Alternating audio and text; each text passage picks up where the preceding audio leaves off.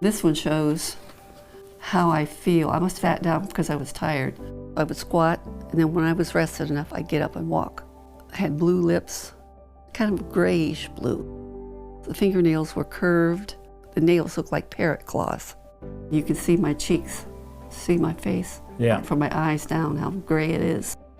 Each year, I didn't realize it, but it was getting harder to walk and do what I had to do. When I was 10, I knew I was in trouble. And that's when I started praying that something would be able to be done. This was my last school picture before we moved back to Ohio.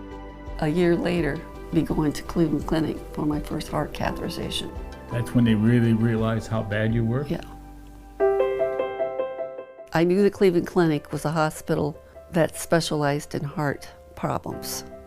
Dr. Sohn was a very personable man.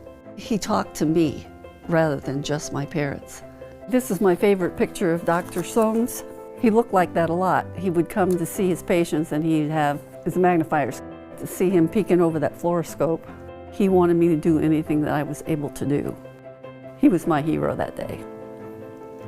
After my first heart cath, Dr. Sohn diagnosed me with tetralogy of Fallot, 4 major defects of the heart. It was severe enough that surgery needed to be done as soon as they could. I'm holding here the report that Dr. Effler wrote. My heart was stopped for 45 minutes. Dr. Effler did the first successful one in 1956, and mine was in January of 1957. He corrected the hole and stretched the pulmonic valve. The Sunday after my surgery, Dr. Effler came in for his rounds, and he brought his children.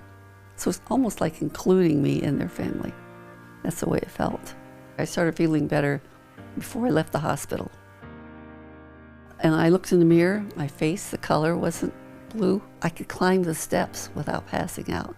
This is my first school picture after my heart surgery. And you can see your colors so much better.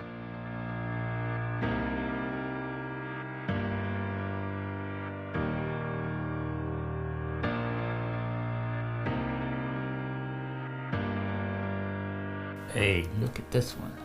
Yeah. And the bride is like, I got my man. We were married in October '68, and I had my second heart surgery June 1970. Dr. Sohn said, you need to have it before you have children. We had 2 children, Jamie and Heather. I started having trouble with arrhythmias in 1998. That's when I met Dr. Chung, the electrophysiologist at the clinic.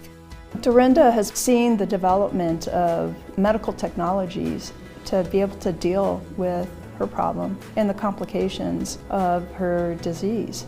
You know, if Dr. Sohn or Dr. Effler were here to see her today, I think they'd be really proud. My life is a thread. Cleveland Clinic is a thread. And then God brought the 2 threads together with his thread and tied him up. And we've been together ever since.